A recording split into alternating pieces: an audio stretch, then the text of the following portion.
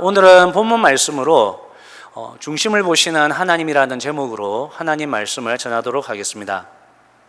하나님께서는 구약시대에 하나님 나라를 세우셨는데 그 나라가 이스라엘입니다. 이스라엘의 초대 왕이 사울입니다.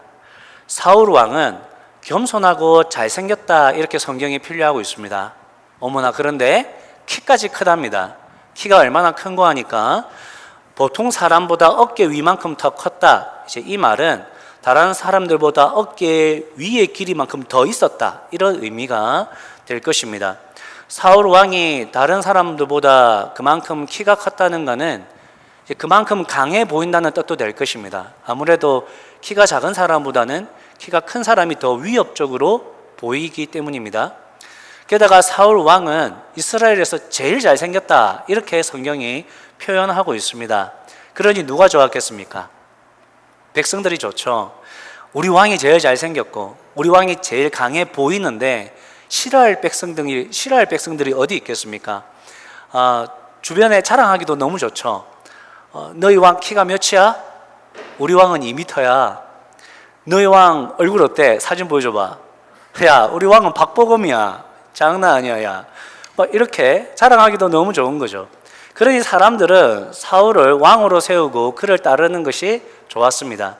사울 왕도 처음에는 사람들의 말을 들으면서도 교만해지지 않고 겸손하게 나라를 잘 다스렸습니다. 그런데 그것도 잠시, 사람은 높여주면 지가 정말 잘나서 그런 줄 압니다. 사울도 바로 교만해지기 시작합니다. 자신을 과시하고 자신의 업적을 드러내고 싶어 합니다. 그 대표적인 사건이 사무엘상 15장의 아말렉 전쟁 사건입니다. 하나님께서 사울 왕에게 아말렉과 전쟁하면 너희가 이길 거야. 그런데 그때 모든 물건과 사람과 심지어 가축까지도 다 전멸시켜라, 이렇게 말씀합니다. 아말렉이 이미 행한 죄악과 또 그들이 살아남아서 행할 그 죄악들을 생각할 때 하나님께서는 그들을 온전히 심판하기를 원하셨던 겁니다. 그런데 사울 왕은 전쟁에서 승리하고 난 후에 아말렉 왕을 죽이지 않고 사로잡아 왔습니다. 그리고 아말렉의 가축들 중에 상태가 좋은 것들을 다 살려서 가지고 왔습니다. 왜 그랬을까요? 사울이 왜 다 살려왔습니까? 당시의 왕들은 전쟁에서 승리하고 돌아오면 환영식을 하겠죠. 당연히 승리했으니까 축제를 여는 겁니다. 사람들은 길에서 나뭇가지를 흔들면서 전쟁에 나갔던 왕들과 군인들을 환호하고 그들을 맞이할 것입니다. 왕 뒤에는 장군들이 따르고 그 뒤로는 포로들이 따라옵니다. 어머, 그 뒤에 적의 왕이 있어요. 적의 왕으로서는 상당히 수치스럽지만 승리한 왕에게는 그만큼 자신을 드러낼 수 있는 그런 장면도 없는 겁니다. 거기다가 그 뒤로는 노획물들이 막 줄줄이 따르고 있죠. 얼마나 멋지고 위대한 행렬입니까? 사울 왕은 그거 하고 싶은 거예요. 그거 자신을 과시하는 것. 이 전쟁에서 하나님께 쓰임받는 도구에 불과한 게 아니라 내가 주인공이 되고 싶은 거예요. 이 전쟁에서 승리를 이끌어낸 장 본인이 바로 나라는 거, 내가 위대한 용사라는 거, 그거 하고 싶어서 하나님 말씀 무시하고 아말렉 왕과 가축들을 사로잡아 왔던 겁니다. 그러자 이 나라의 목사님이라고 할 수 있는 사무엘 선지자가 사울 왕을 찾아와서 호통칩니다.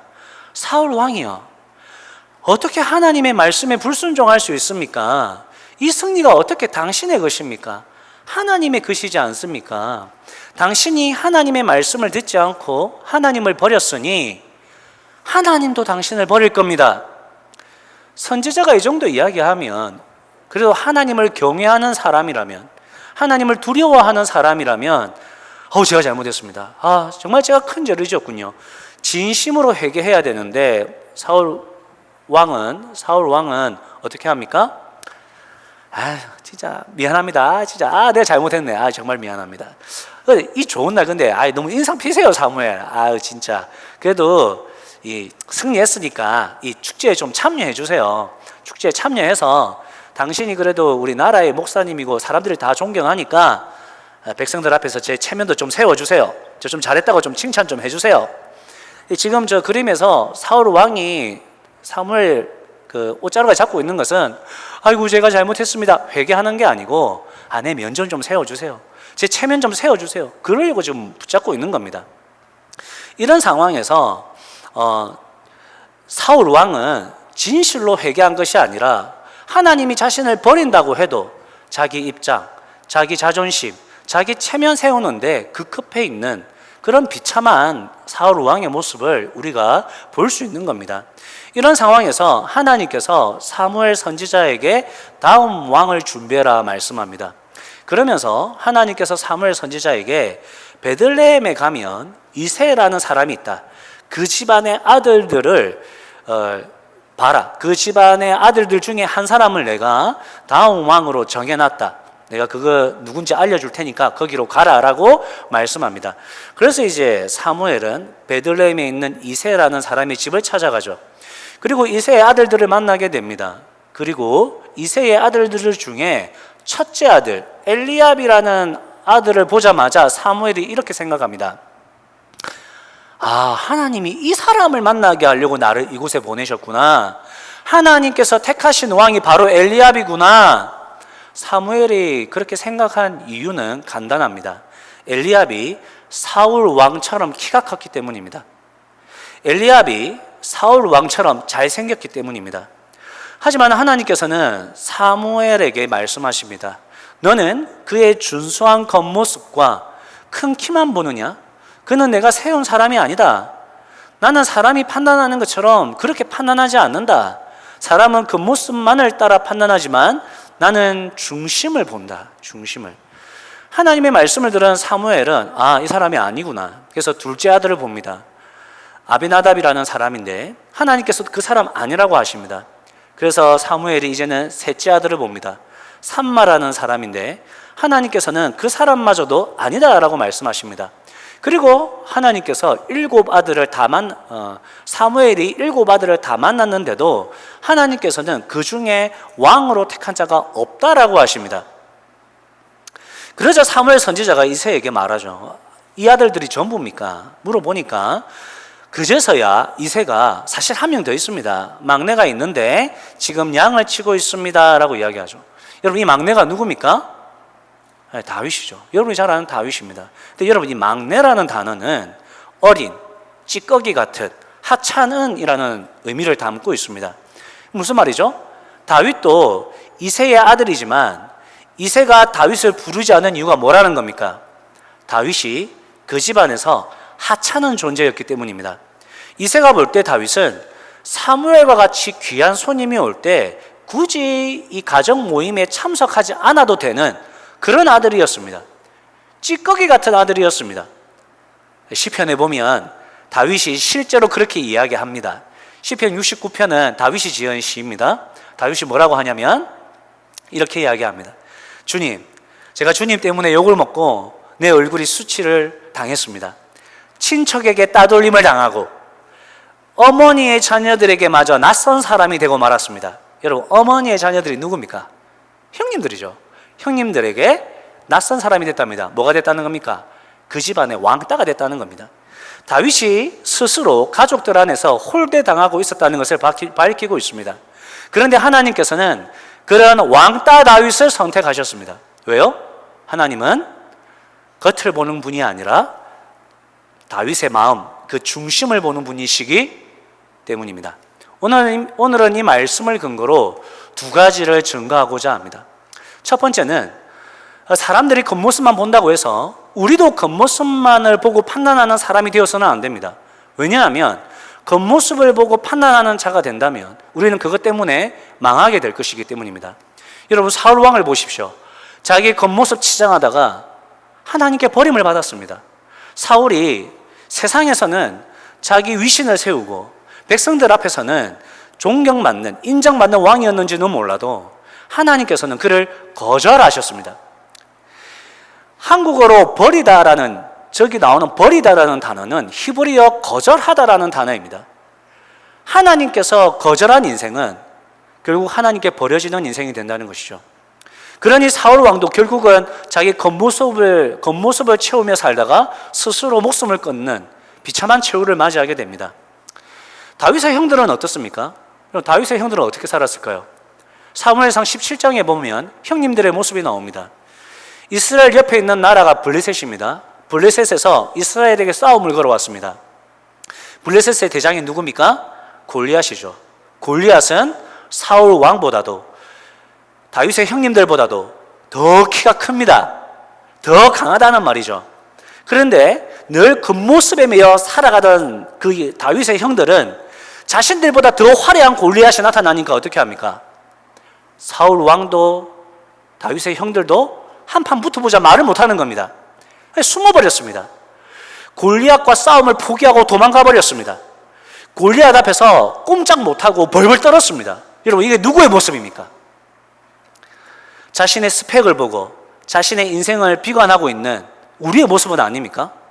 여러분, 이 다윗의 형들의 모습이 인생의 커다란 시련, 골리앗과 같은 인생의 커다란 시련 앞에서 도망쳐버리는 우리의 모습은 아닙니까?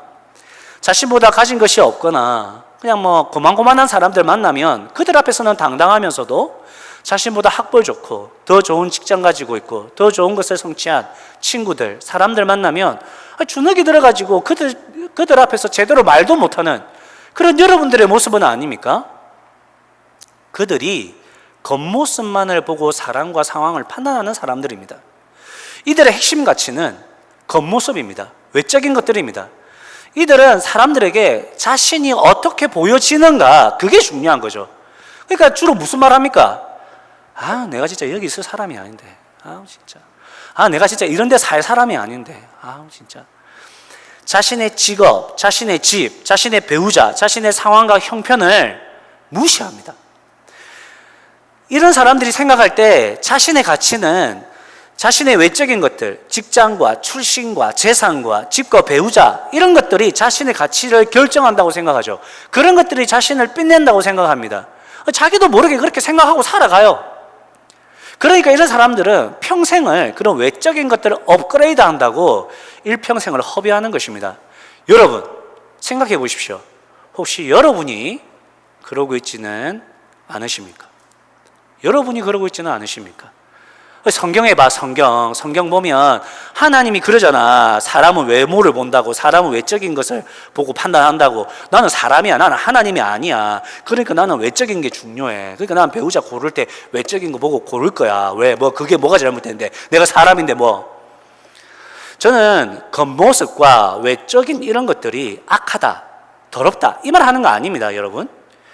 겉모습과 외적인 것들이 필요합니다.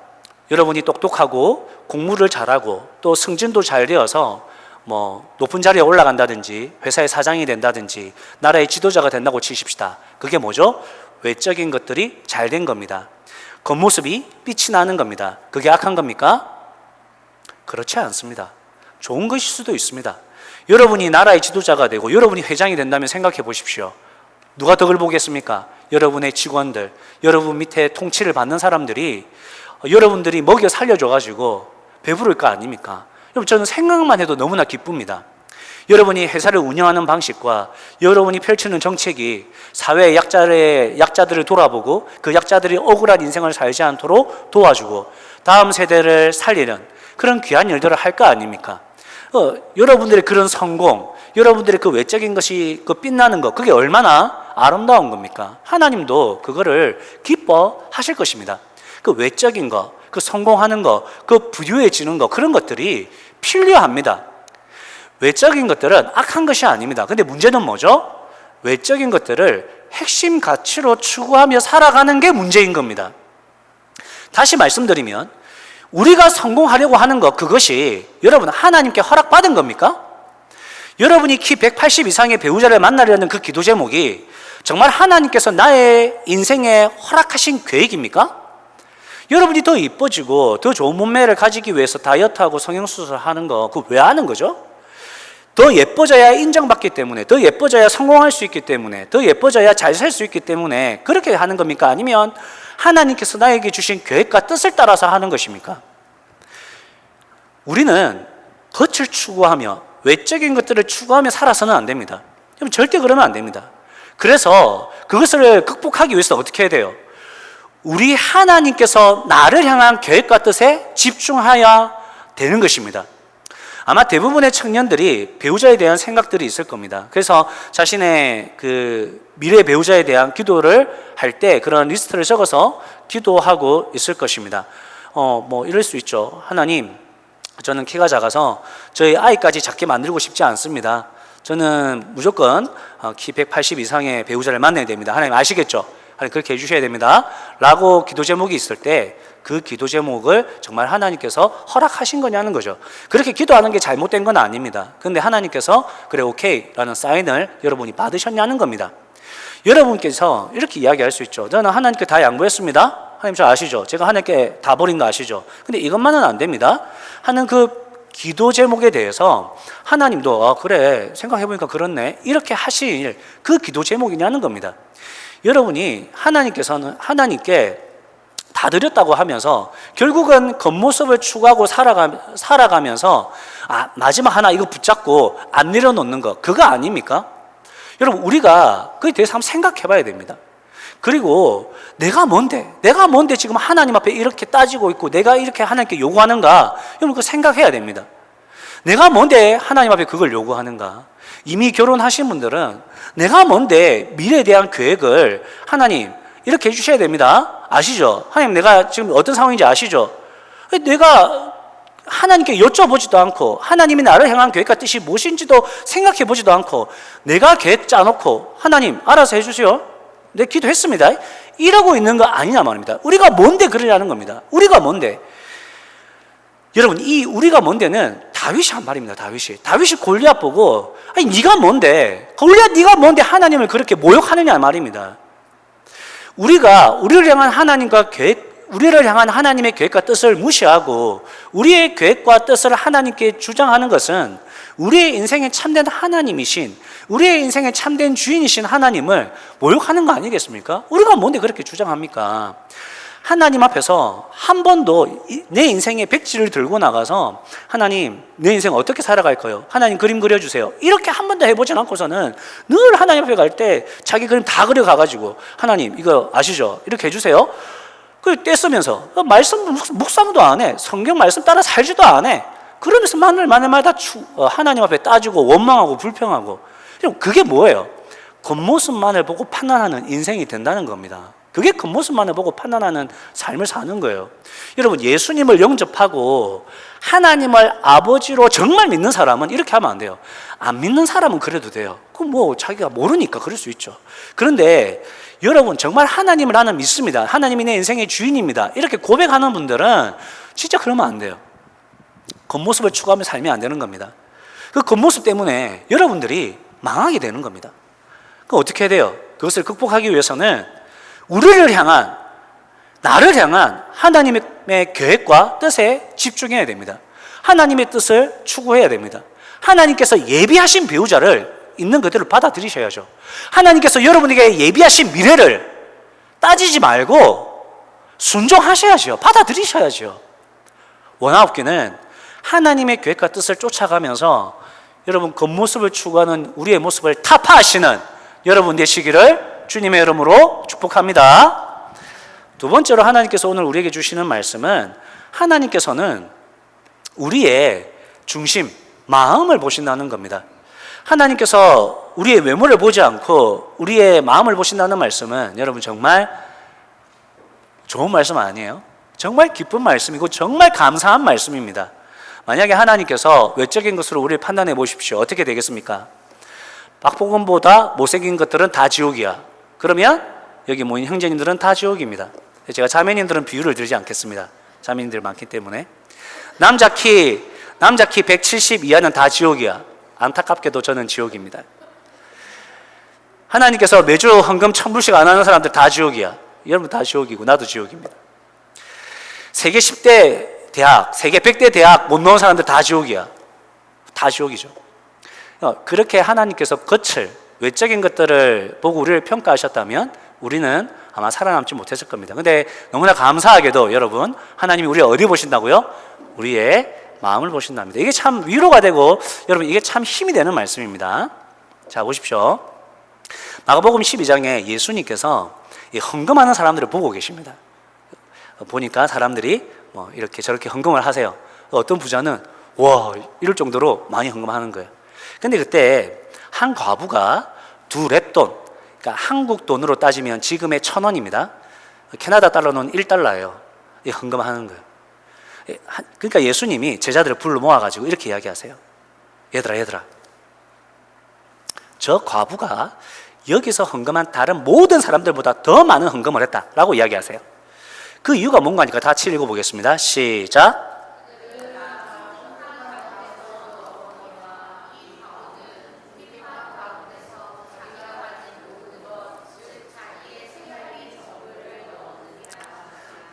그렇게 말씀하신 거예요. 다른 사람들은 풍족한 중에 얼마씩 넣었지만 이 과부는 자신의 모든 것을 드렸다. 이 과부가 제일 많이 헌금한 사람이야. 하나님께 제일 많은 것을 드렸어 라고 이야기하신 거죠. 자, 질문. 여러분, 하나님께서는 우리가 드린 헌금의 금액을 보신다는 말입니까? 안 보신다는 말입니까? 안 보신다는 말이죠. 하나님은 우리가 드리는 헌금의 금액을 보시지 않으십니다. 뭘 보시죠?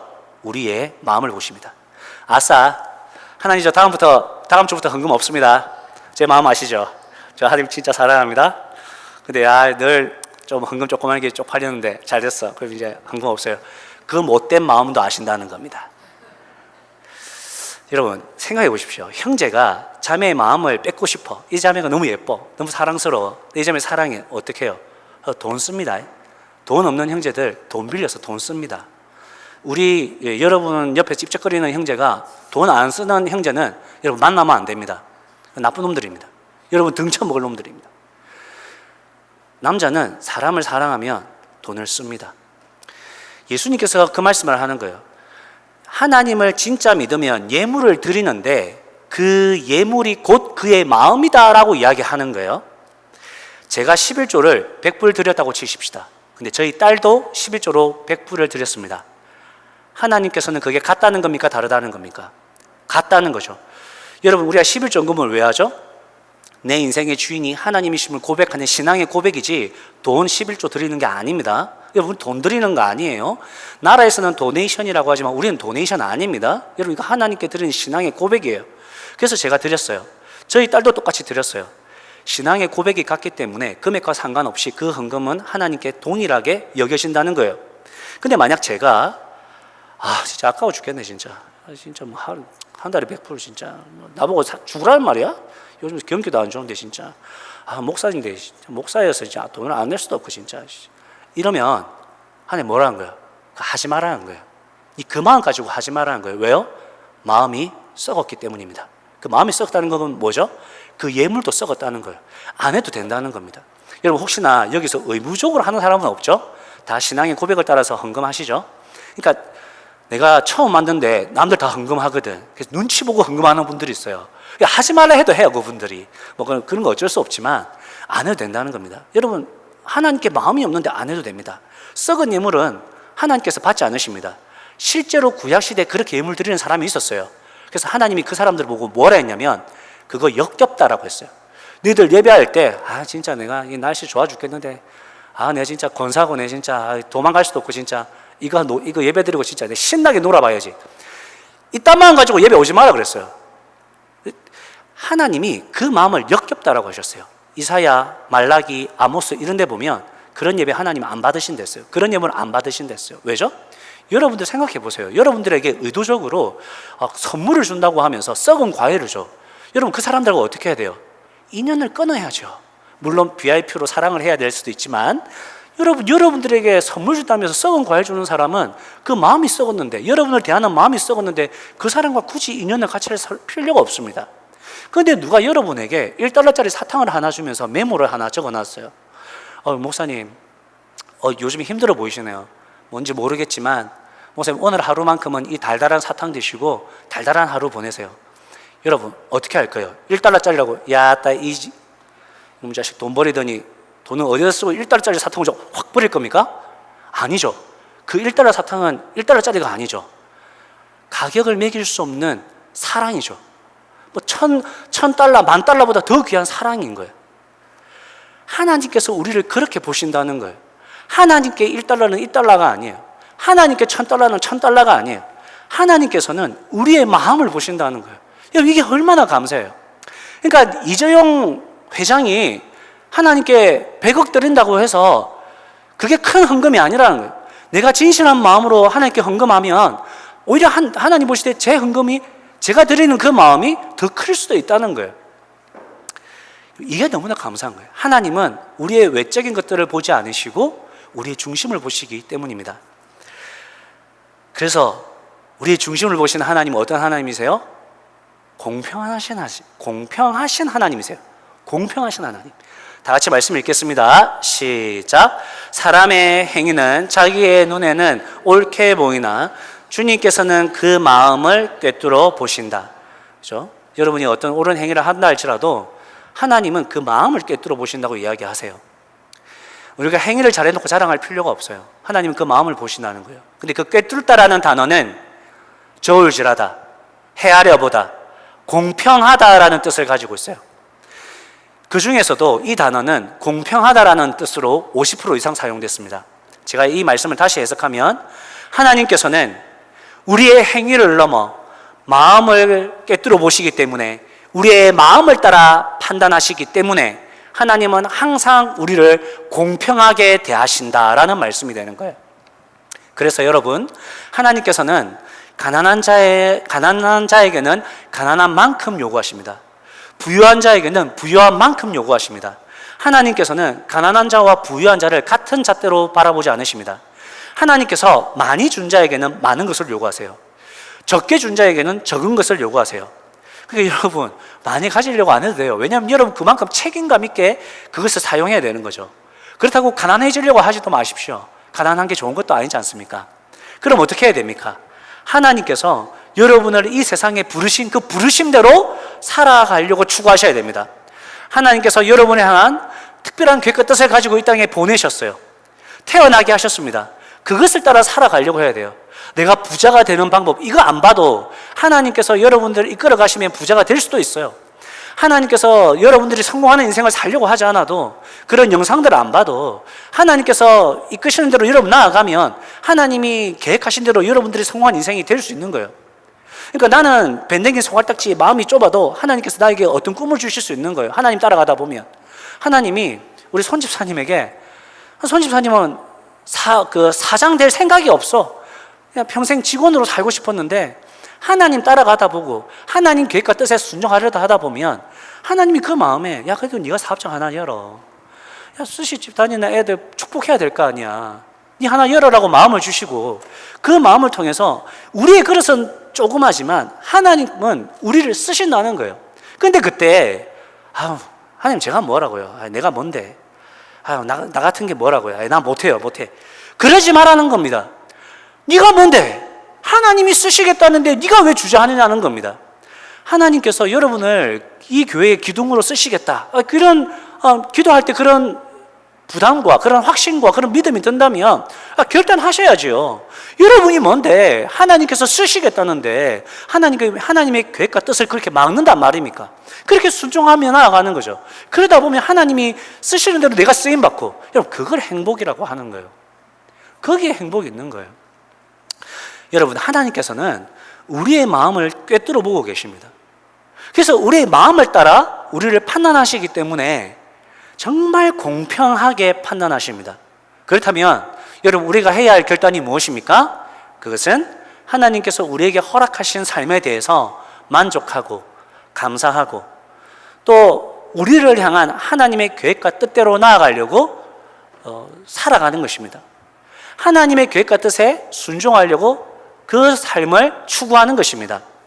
따라서 여러분, 오늘도 우리가 주인 삼은 우리의 계획과 우리의 삶, 그 모든 것들을 철저하게 내려놓고 하나님을 전적으로 신뢰하면서 하나님의 계획과 뜻을 쫓아 살아가시면서 우리의 중심을 보시는 하나님을 만나고 동행하시는 여러분 되시기를 주님의 이름으로 축복합니다.